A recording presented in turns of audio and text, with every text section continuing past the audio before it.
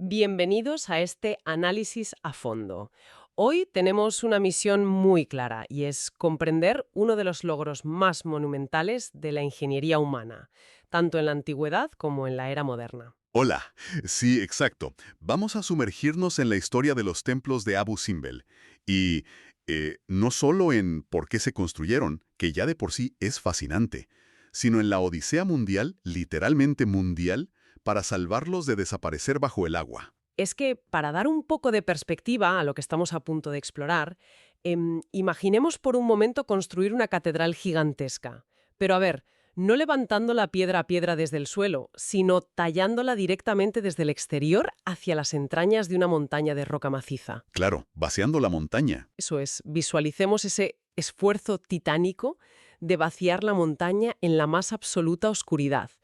Y luego imaginemos perder esa misma estructura bajo toneladas y toneladas de arena del desierto durante milenios. Ya, y que luego te toque rescatarla. Exacto, porque miles de años después de su creación, imagínate tener que cortarla en más de 1000 pedazos como si fuera un rompecabezas gigante para salvarla de una inundación masiva. O sea, es una imagen mental brutal. Es alucinante. Y lo que hace que esta historia sea verdaderamente única es que, bueno, representa el choque perfecto entre la arrogancia, digamos, del mundo antiguo y la desesperación del mundo moderno. Totalmente. Cuando repasamos los registros técnicos de esta odisea, nos damos cuenta de que no se trata solo de mover piedras. Es el máximo ejemplo de cómo el valor que le damos al conocimiento y a nuestra historia puede llegar a unir a las naciones. Es un momento fundacional en pleno siglo XX. Pero a ver, para llegar a ese momento de pánico moderno, primero tenemos que entender qué había en juego. ¿Qué es exactamente este lugar? Y para eso tenemos que viajar al siglo XIII a.C., a la dinastía XIX. Exacto. Estamos hablando del reinado de Ramsés II. Sí, un líder que, bueno, no era precisamente conocido por su modestia. Las obras de este complejo comenzaron hacia el 1264 a.C. y duraron unas 2 décadas. Pero fíjate, la ubicación es algo que siempre llama la atención. Es clave, sí. Ramsés no construyó esto en el centro de su imperio, sino en la frontera sur, en Nubia. Y esa decisión geográfica lo es todo, ¿eh? Nubia no era una provincia cualquiera para Egipto. Era vital. Era, digamos, el motor económico. Claro, el oro. Exacto. De allí extraían el oro y una cantidad enorme de bienes de lujo. Así que Ramsés necesitaba mantener un control absoluto sobre esa región. Y no solo un control militar, sino psicológico. O sea, intimidar un poco. Totalmente. Construir un complejo monumental tallado en la roca justo en esa frontera era una demostración palpable del poderío egipcio. El objetivo era impresionar y someter a la población nubia. De hecho, cuando observamos el gran templo, que está dedicado a los dioses Amón, Ra, Orahakti, Ptah y, como no, al propio Ramsés deificado, Claro, no podía faltar él. faltaría más. Pues vemos que el interior es un manifiesto político.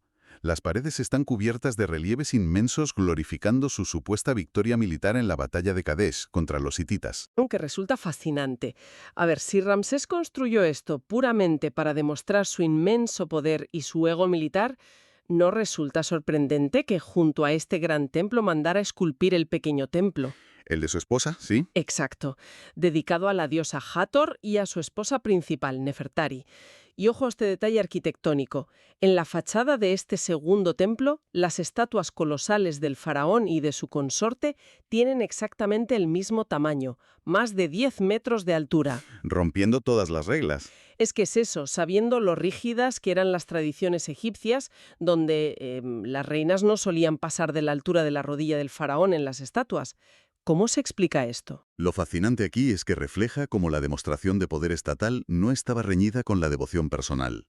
A ver, elevar a Nefertari a esa escala no era solo romanticismo. Ya. Al otorgarle la misma estatura en la fachada, Ramsés estaba divinizando a toda su unidad familiar. Elevaba el estatus divino de su linaje ante los ojos de los territorios controlados. Servía para consolidar su imagen de Dios vivo. Madre mía, o sea, hasta la devoción servía a la maquinaria del Estado. Exacto. Todo estaba calculado. Y aquí es donde la cosa se pone realmente interesante. Porque la grandeza de Abu Simbel no radica solo en sus colosales proporciones, sino en una precisión matemática y astronómica que, a ver, parece casi inconcebible para la época. Es de ciencia ficción, casi. Es que imagínate intentar construir un reloj de sol gigantesco, pero de precisión milimétrica, que solo funciona 2 días al año. Y encima, hacerlo completamente a ciegas, excavando hacia el interior de una montaña en la más absoluta oscuridad. Es una maravilla técnica.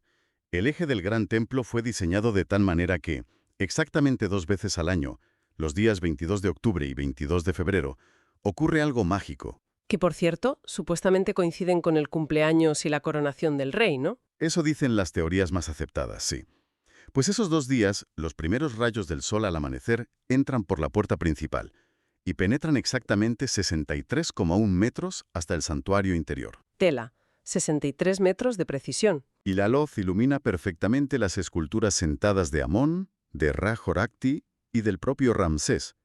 Pero fíjate en esto, deja siempre en la más absoluta oscuridad a la cuarta figura, Apta. Fíjate, y eso tiene todo el sentido mitológico del mundo. Claro, Ptah es el dios conectado con el inframundo y la oscuridad.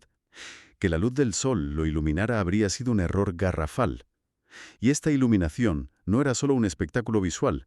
En la ideología antigua, la luz solar revitalizaba y energizaba la figura de Ramsés. Una recarga de batería divina, vaya. Exacto. Confirmaba su legitimidad al colocarlo en el mismo plano que las divinidades solares. Hay una anécdota preciosa sobre esto. La escritora Amelia Edwards tuvo la suerte de presenciarlo en 1874 y describió cómo el rayo de luz atravesaba la penumbra del templo, en sus propias palabras, como una flecha. Es alucinante. Una imagen súper poética. Sí, pero bueno, a pesar de esta precisión cósmica, digamos que el desierto no tuvo piedad. Pasamos de toda esa gloria de la dinastía XIX al más absoluto olvido. Y luego al frenesí arqueológico del siglo XIX. Claro, porque la arena se lo tragó. Literalmente. Los registros muestran que en el siglo VI a.C. la arena ya cubría las estatuas principales hasta las rodillas. Y al final desapareció. Hasta que el erudito Johann Ludwig Burckhardt lo redescubrió en 1813. Vio un trocito asomando, nada más. Y luego llega Giovanni Belzoni en 1817. Que tras varios intentos fallidos y con ayuda de exploradores como Bichi y Giovanni Finati, logró entrar. Finati fue el valiente que se coló primero. Sí, fue el primero en escabullirse por el hueco minúsculo que abrieron en la arena. Pero lo fuerte es que el ambiente interior no era la típica tumba fresca, era un vapor caliente y húmedo, como entrar en un baño turco. Es que la montaña horneaba el aire de dentro. De hecho, Jean-François Champollion visitó el templo en 1828 para confirmar su desciframiento de los jeroglíficos. Que eso fue un hito histórico. Sí. Él había usado unos dibujos del templo hechos por Huyot en 1822 para entender que el sistema egipcio mezclaba signos fonéticos y simbólicos.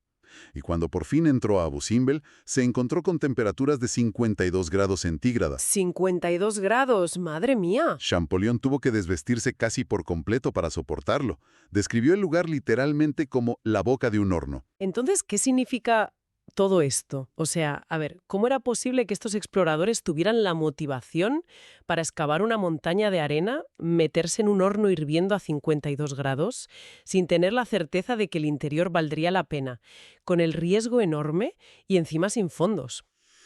Si conectamos esto con el panorama general, ilustra perfectamente esa sed de conocimiento brutal que había durante la Edad de Oro de la egiptología.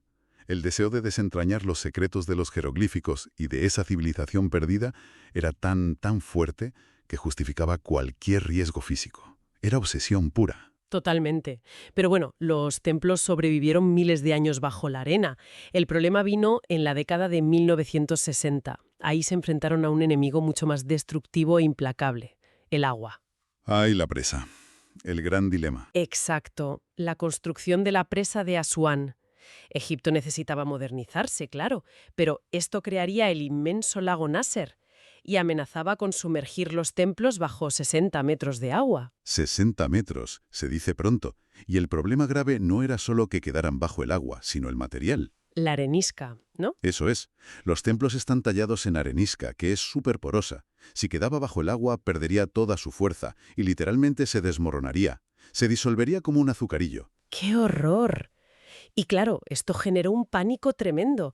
Se propusieron unos planes en 1962 que, a ver, parecen la trama de una película de ciencia ficción. Hubo ideas loquísimas. Por ejemplo, un tal William McQuitty propuso construir una presa alrededor de los templos, pero llenarla de agua cristalina filtrada, con galerías de observación submarinas para los turistas. Un acuario gigante. Literal. O sea, crear un acuario gigante para visitantes. Evidentemente se rechazó porque la piedra es porosa y se iba a deshacer igual, por muy cristalina que fuera el agua. Claro. Luego hubo otra propuesta francesa que sugería construir una enorme presa de hormigón solo para protegerlos, dejando un pozo seco alrededor. Pero tampoco por la humedad, imagino. Y mi favorita, que es que me explota la cabeza, es la de una firma italiana. Ellos sugirieron, ojo a esto, cortar la montaña entera desde la base Madre mía, la montaña entera. y levantar las 250.000 toneladas del gran templo de un solo bloque usando gatos hidráulicos gigantes. Es de locos. Es que estas ideas reflejan perfectamente ese choque. Por un lado, la necesidad desesperada de Egipto de modernizarse con la presa y por otro, el imperativo global de preservar el patrimonio. La solución requería pensar fuera de todos los límites conocidos de la ingeniería de la época. Y finalmente, la desesperación dio paso a uno de los proyectos de ingeniería arqueológica más audaces de la historia. Optaron por una solución que, sobre el papel, parecía igualmente arriesgada. Decidieron desarmar la historia. Literalmente, cortarla en pedazos. Se aceptó la propuesta de una firma sueca, BBB.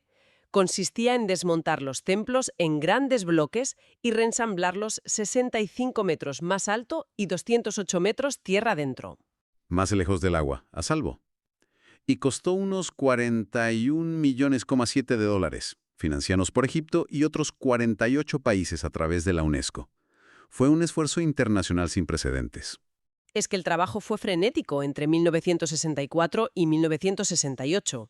Primero requirió levantar una ataguía, una presa temporal de 25 metros de altura, frente a los templos. Porque el agua ya estaba subiendo. Claro, el lago Nasser ya les pisaba los talones. Tenían bombas que extraían 2.800.000 litros de agua por hora para evitar que se inundara la obra. Y mientras tanto, retiraron 300.000 toneladas de roca de la cima de la montaña. Solo para poder empezar a cortar los bloques del templo. Y aquí es donde tengo que parar un momento porque estoy fascinada. Tienes un lago masivo subiendo a tus espaldas, vale. Y los bloques del templo, que fueron 1.036 en total, pesando entre 7 y 30 toneladas cada uno, los cortaron con sierras de mano. Sí, a mano. O sea, cortar arenisca, que ya de por sí se deshace con mirarla, utilizando simples sierras de mano.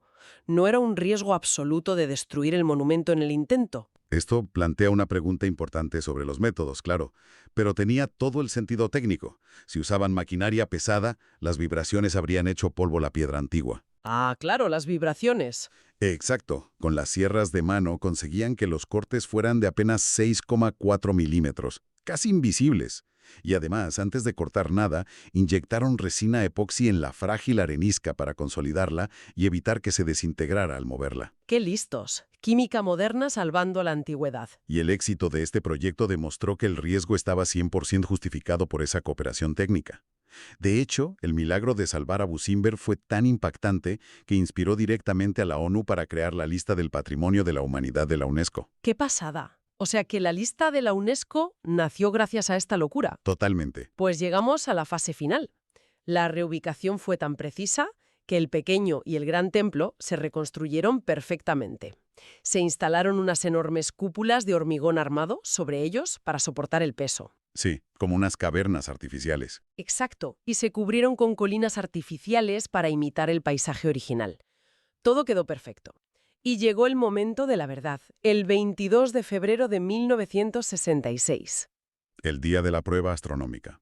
El equipo se reunió al amanecer, imagino que todos conteniendo el aliento, y confirmaron que incluso en su nueva ubicación, tras mover una montaña entera, el sol seguía iluminando perfectamente las estatuas en el santuario interior. La magia astronómica se mantuvo intacta. Es alucinante. En resumen, hemos pasado de un rey que esculpió una montaña para mostrar su poder y asustar a sus vecinos, a una coalición mundial que movió esa misma montaña pedazo a pedazo para proteger nuestra memoria colectiva. Es un final feliz para una obra que estaba condenada. Sí.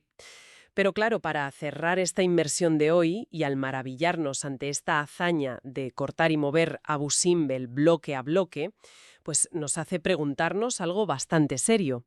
A ver, Con el aumento del nivel del mar moderno que estamos viviendo, ¿qué monumentos de nuestra civilización actual se verán amenazados por el agua en los próximos siglos? ya. Ciudades enteras, de hecho. Exacto. Y la gran pregunta es, ¿tendrán las generaciones futuras la misma dedicación global para desmontar y salvar nuestra historia de las aguas? Es algo para pensar. Desde luego, da mucho que pensar sobre qué valorarán en el futuro. Bueno, pues con esta reflexión nos despedimos. Ha sido un viaje fascinante. Un placer como siempre. Hasta pronto. Hasta la próxima.